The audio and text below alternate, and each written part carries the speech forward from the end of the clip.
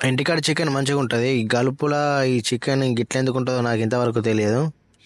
First నూనె పోసుకొని బగారాకు, దాల్చిన చెక్క, లవంగాలు, యాలకులు, 2 మిరియాలు, బండ పువ్వు వేసుకొని నానబెట్టుకోవాలి నీళ్ళలో. నూనె గరం అయినాక అందులో వేసేయాలి. మిరపకాయలు, ఉల్లిగడ్డలు వేయాలి. వేసి మంచిగా కలుపుకోవాలి. తర్వాత మంచిగా గోలినాక పసుపు వేయాలి. ఇవి కలిపి అల్లం వెల్లిగడ్డ పేస్ట్ వేసి మంచిగా పచ్చివాసన పోయేటట్టు కలుపుకోవాలి.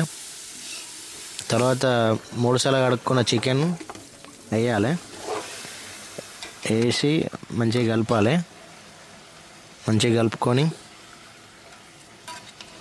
మంచిగా కిందికి మీకు మంచిగా కలపాలి. కలిపిన తర్వాత మూత పెట్టాలి.